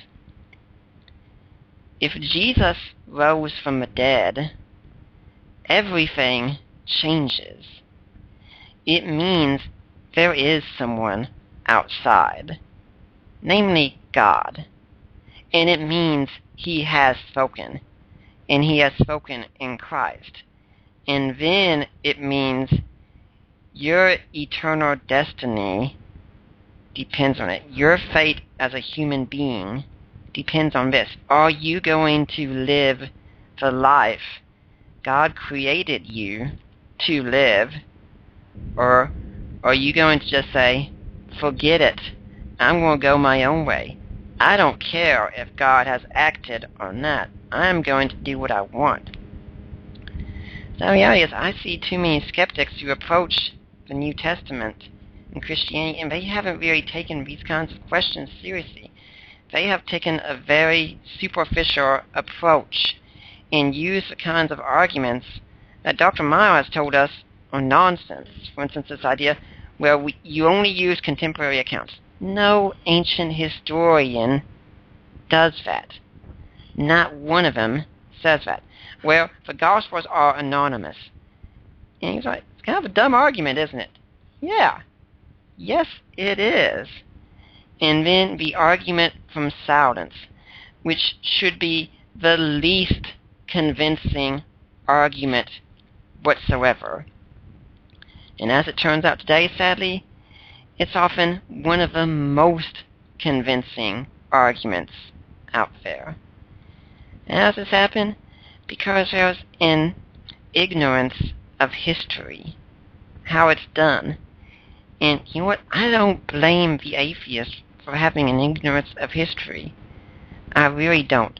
I blame the church. And what I've told people over and over is that the reason the world seemed to lose its academic bearings, that we went off into a void of anti-intellectualism where the weakest ideas are taught and people don't know how to think. Why are we in that position? Because the church dropped those standards first. We abandon the life of a mine. The rest of the world simply followed suit. Well, if we want our revolution, we take it back. And we take it back with a vengeance. Well, we're going to come up to the last segment of the show here. I hope you're enjoying it. I know I'm sure not as enjoyable as Dr. Paul Maier, but I really hope you're getting something out of it. So we'll be back after this break. Oh yeah.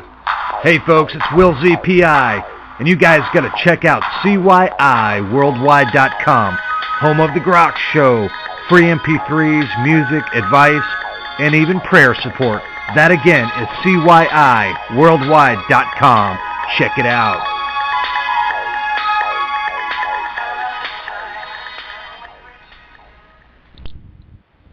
And we're back. My call number is 714-242-5180. I'd like to talk about something related to this because we're getting ready to come to the Christmas season here.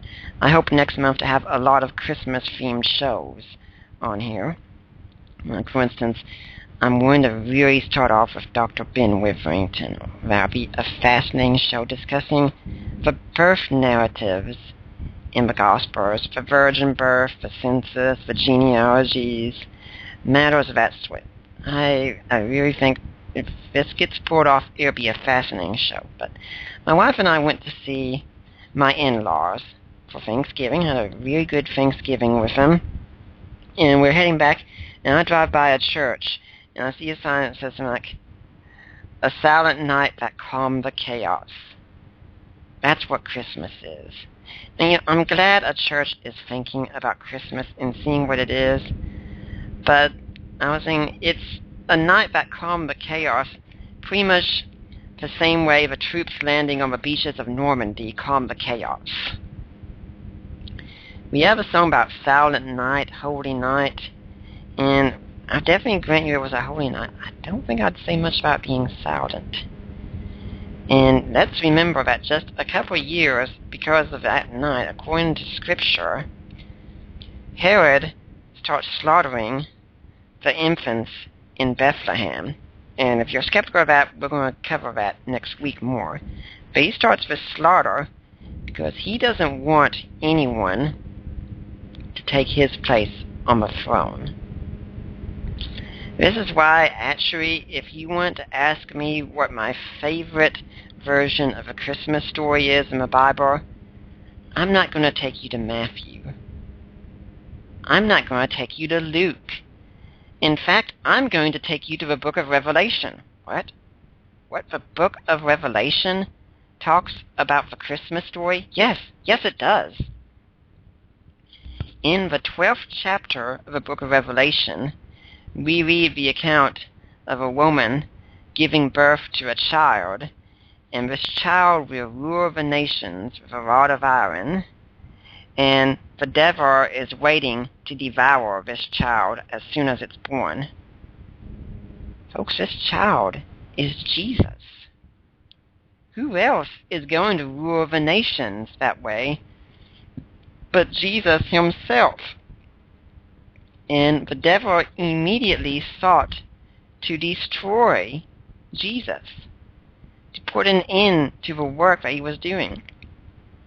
And the very first attempt was through Herod. Christmas should be seen as more the shot heard around the world. Christmas is an invasion story. It's the story of God saying, this world has gone wrong. Now is the time that I'm going to come and change things majorly. And this is what it's meant by in the fullness of time. This was a time the world had a great unity for a message. There was a common language. If you wanted to communicate, you could communicate in Greek anywhere, much like you can communicate in English anywhere today. There was a common road system.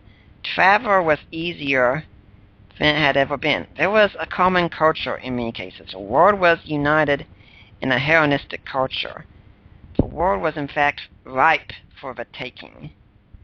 Now some people will say, well, why didn't Jesus come today when we have TVs and all this other equipment?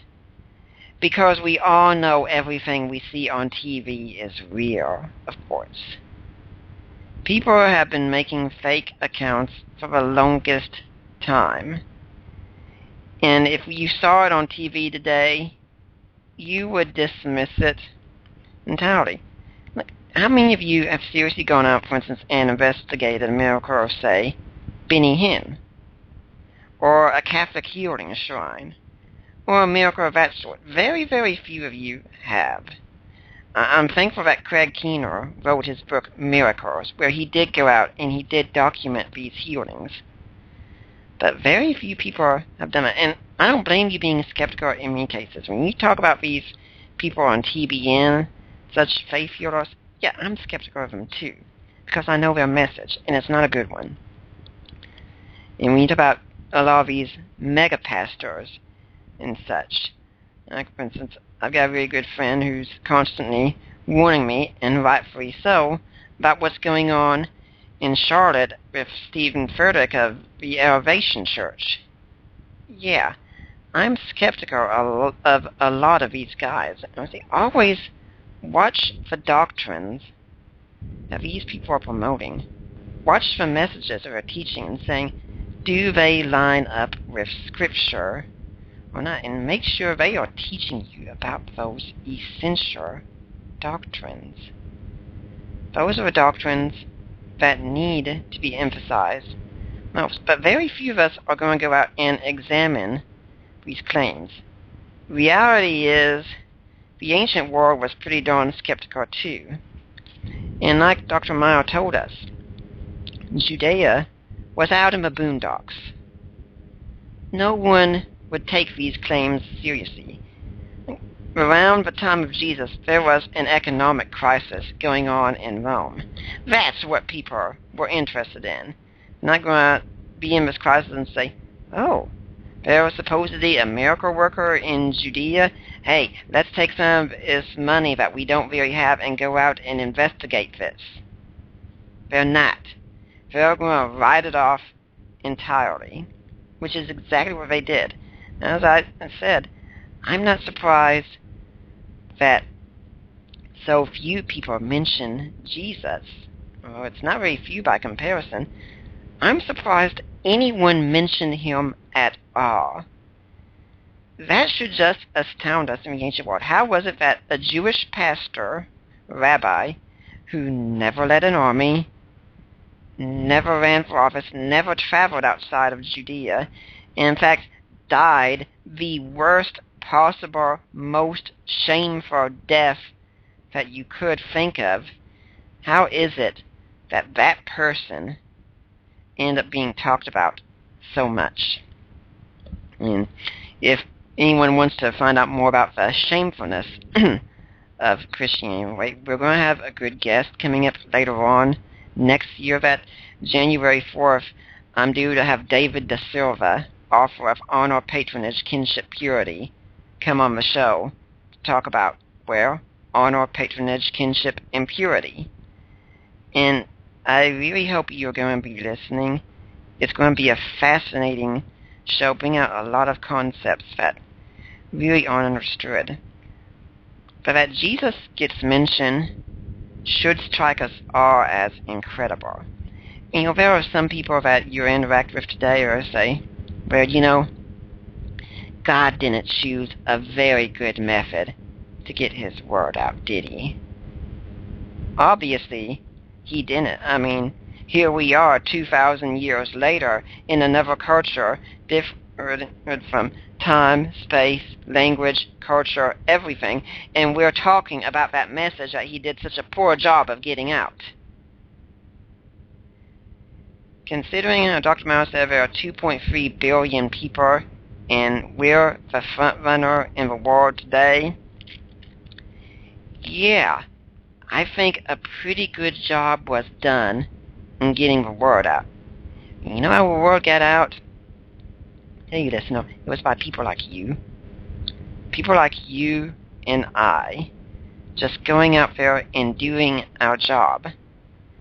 Go look in the Gospel of Matthew. Look at me in verses 18 through 20. It's what we call the Great Commission.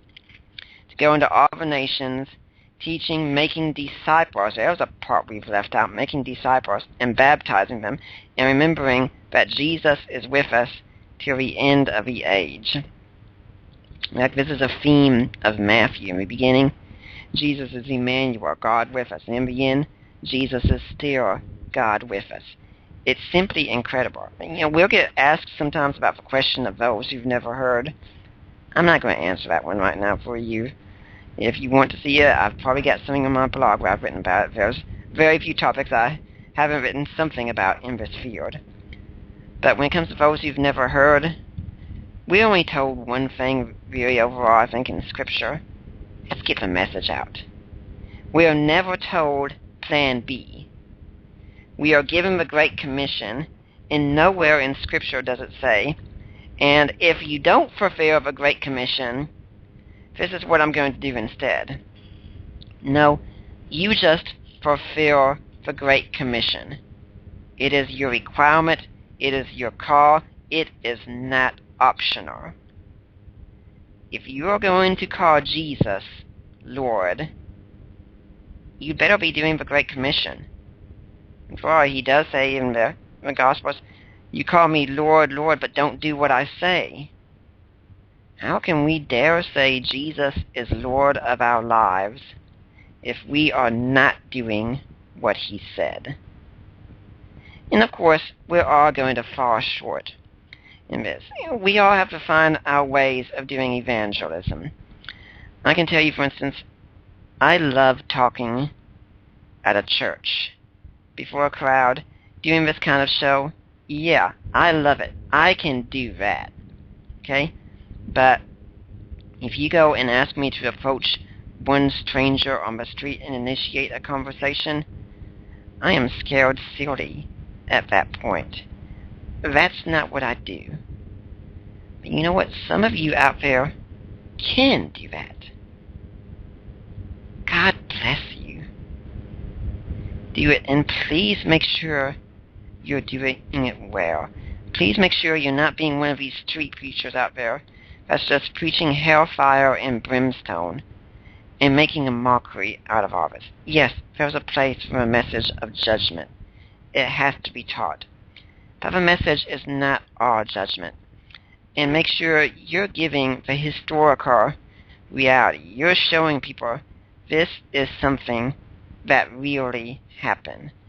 By and large, if you haven't, the message you're giving, it's one they've heard before.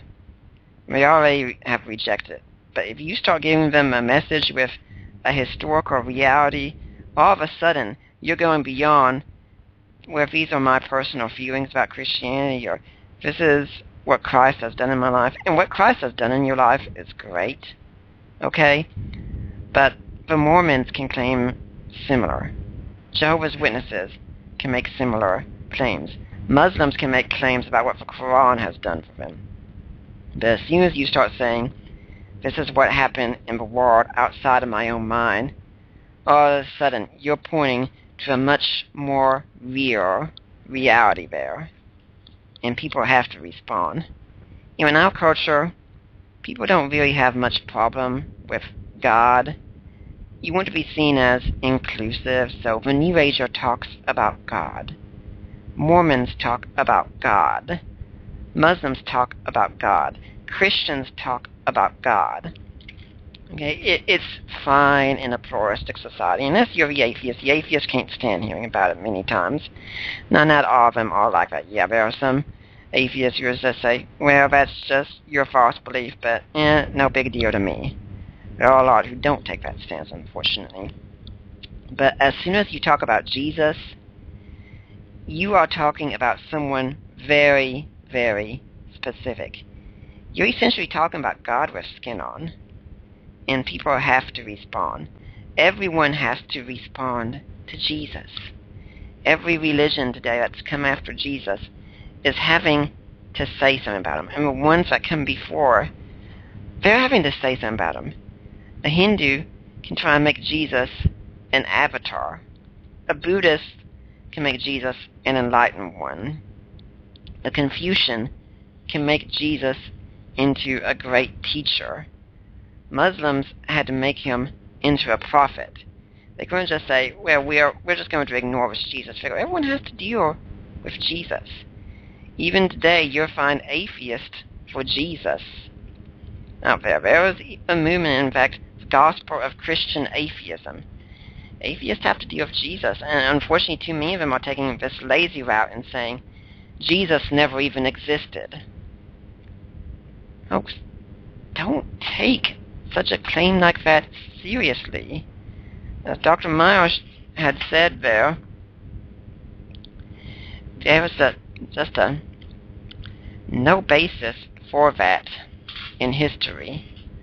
None whatsoever. No ancient scholar would take that stance that's worth any credibility whatsoever. I read you the quote that he has that's cited in Mike's book, and I'm going to read it again here, where he says, for Jesus' existence, the total evidence is so overpowering, so absolute, that only the shallowest of intellects would dare to deny Jesus' existence. He's not holding back, and he still stands by that today. Which means what he's telling you is, if you deny Jesus' existence, you got a shallow intellect. Now, he's not telling you if you deny Jesus is the Son of God risen from the dead who worked miracles, you got a shallow intellect. You don't. There are brilliant scholars out there who deny that. And we need to recognize that. Just because someone is a non-Christian in the field, it doesn't mean they don't know what they're talking about. There are a number of non-Christian scholars worthy of respect. But unfortunately, I think a lot of times they are playing fast and loose with the evidence. I do think Bart Ehrman is really dishonest a number of times the way he presents the evidence. And to be fair, sadly, there are Christians who I think are dishonest with the way they present the evidence. I've written works that are critical of apologetics works, even because I think they're not serving the church. You're getting a shallow treatment.